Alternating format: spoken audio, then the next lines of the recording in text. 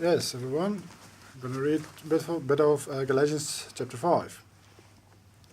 Stand fast, therefore, in the liberty by which Messiah has made us free, and do not be entangled again with a yoke of bondage. The yoke of bondage here he refers to is the circumcision message that the Jews brought to the Gentiles.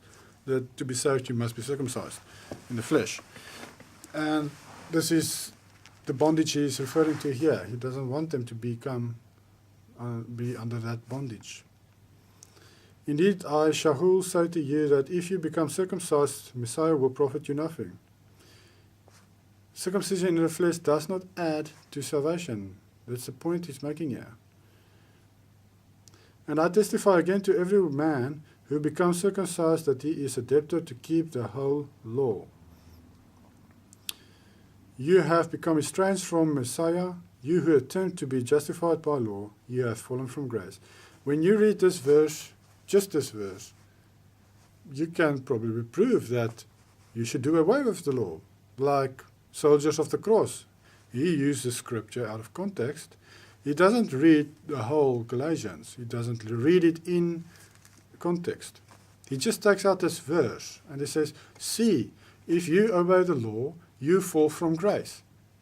But as we see, the purpose of this letter to the Galatians was that they should not fall prey to these false teachers, saying that you must be circumcised in the flesh before you can be saved, trying to do away with salvation through faith. He was against that. And that's why he says, if you try to be justified by the law, you fall from grace. If you try to, through your works of the law, try to be saved, you have fallen from the grace of Messiah. Then he died for you in vain if you try to do it your own way. Because then you are under the bondwoman, as he explained in chapter 4. And you will be cast out, like the bondwoman was. You have become estranged from Messiah. You who attempt to be justified by law, you have fallen from grace. As I said, he says here, you should not desire or try to be justified by your being perfect through the works of the law. Only through faith in Messiah can you be saved. But remember, through faith in Messiah you will also obey the law, because that proves that you believe. This does not do away with the law. When you believe in Messiah, you will also obey the law, because you will follow in his footsteps. As he explains in chapter 2, the end of chapter 2. For we through the Spirit eagerly wait for the hope of righteousness by faith. For in Messiah Yahushua neither circumcision nor uncircumcision avails anything but faith working through love. For in Messiah Yahushua, when you believe in him, it doesn't matter if you're circumcised or not circumcised. That doesn't avail anything when you believe in Messiah Yahushua. What matters when you believe in Messiah Yahushua is faith working through love. And love's definition in Scripture is also keeping the commands. 1 John 5 verse 3, I think 2 John 1 verse 6, both says this. You ran well. Who hindered you from obeying the truth? We must remember, Shaul was not against circumcision.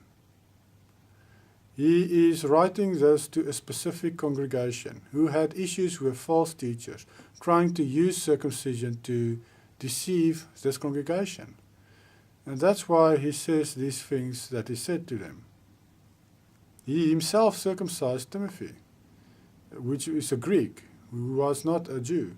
He was a Greek. And he circumcised him in Acts 16 to prove to the people that he is not against circumcision done for the right reasons. I'm not saying you must now go and get yourself circumcised. What Shaul was trying to show the people is that he was not against circumcision in the flesh done for the correct reasons. And that's why he circumcised Timothy.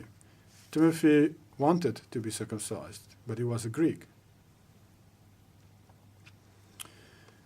So when you read chapter 5, for instance, concerning the circumcision son, Shaul was not against circumcision, but he tried to explain to this congregation that they should not be confused and deceived by these people, trying to use circumcision for the wrong reasons, trying to use physical circumcision to deceive them and draw them away from the true message, from the truth, from faith in Messiah Yahushua, from the Spirit's leading.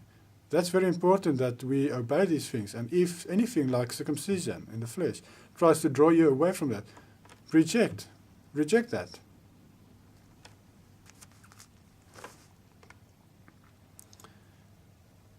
Verse 8, this persuasion does not come from him who calls you. A little leaven leavens the whole lump. I have confidence in you, in the Master, that you will have no other mind, but he who troubles you shall bear his judgment, whoever he is. And I, brethren, if I still preach circumcision, why do I still suffer persecution? Then the offense of the cross has ceased. He's talking about, he was preaching to the Gentiles mainly, Shaul, and he did not preach to them the message of circumcision like these false teachers do. He said, and I, brethren, if I still preach circumcision, if he preached this message, why do I still suffer persecution? The Jews persecuted him for, they thought that he was against circumcision, and that's why they persecuted him. Then the offense of the cross, of the stake, has ceased.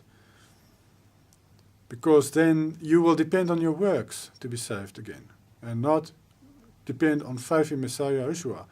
And the offense was that through faith in Messiah you are saved, and not through your own ability and works. And that's what the Jews could not figure out back then. Even today, some people. They were taught from a young age to obey the law. And when the Messiah came, they did not recognize him for who he is. And they still tried to deserve the salvation through their own ability, which is impossible. I could wish that those who trouble you would even cut themselves off. For you, brethren, have been called to liberty. Only do not use liberty as an opportunity for the flesh, but through love serve one another. He says here that you have been called through liberty. And then immediately he says, only do not use liberty as an opportunity for the flesh. Do not use liberty that you receive through faith, falling under the law of liberty, law of choices.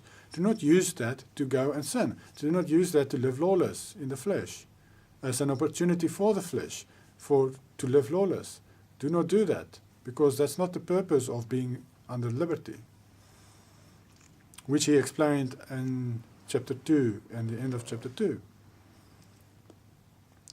14. For all the law is fulfilled in one word, even in this, you shall love your neighbor as yourself. See, the law is fulfilled. You do the law when you do it through love.